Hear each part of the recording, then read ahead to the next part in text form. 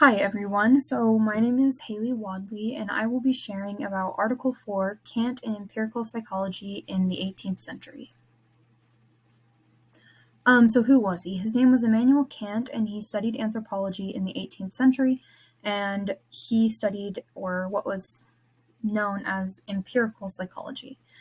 He had many lectures, and some of these topics are self-observation and self-consciousness. That's something we'll talk a lot about later. Unconscious ideas and processes, sensory illusion and moral perception, the five senses, imagination and dreams, emotions, pleasure and pain, and how to control them. These are all kind of abstract topics, which is kind of a little bit different than what psychology was initially. And then he also talks about how to control emotions and pleasure and pain and things like that throughout his studies. Types of psychology today that Kant, his findings would be similar to are theoretical psychology and philosophical psychology. And then this third bullet point is something that's not really psychology, but he talks about etiquette and self-improvement, and I'll touch on that later. He was a professor of psychology and morals at a university, and psychology was the study of the mind and soul. And so what he did was more considered anthropology, and that's kind of in quotes because it's a little bit different than what anthropology really is today. Anthropology was less established, and so his writings were pretty innovative when it came to anthropology. And one thing that he did that a lot of other psychologists and philosophers did at that time was that he compared his findings to all cultures. He studied many different cultures and wanted to be able to make psychology relevant to everybody. He developed a vocabulary to describe the human mind that still influences psychology today. He talks about space and time, and then the biggest thing I want to talk about is self-improvement. So he talks about a dinner party, which is kind of an interesting topic, but he talks about etiquette, and he says the perfect amount of people for a dinner party is 10 people. Like I said, that's interesting, but he talks about being self-aware and self-conscious, and how important that is to being a human. Attending to yourself is necessary, but don't make it noticeable. That's kind of paraphrasing what he said. I believe that's on page 3 of the article that we've read.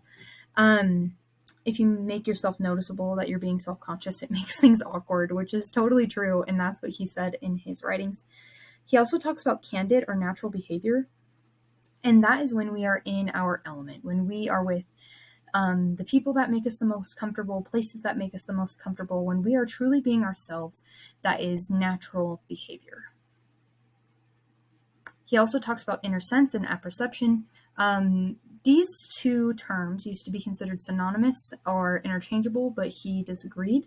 He felt that inner sense was psychological consciousness and apperception was true or pure consciousness. Then there's a little section that talks about how he viewed psychology as a science, and he had kind of weird or interesting ways to decide if something was a science or not. So he believed that psychology was not a science because science must be pure or mathematical. He also talks about the laws of attraction and how that's chemical, but since it couldn't really be measured, he didn't believe that that was truly mathematical or science. And then he talks about self-observation and how it's possible to do that, but it's difficult to research it. So it's something that he truly just didn't believe psychology was a science. And I recommend that you read that in the article because it's kind of interesting. So just some closing thoughts that I have. Self-observation and self-consciousness are still super important today, and it's something that we study quite often, or something that we feel quite often. And he brought those ideas up. Like I said, his ideas may be different about psychology as a science, but obviously we have grown since then. And as I said before, you should read his thoughts about psychology being a science in the article.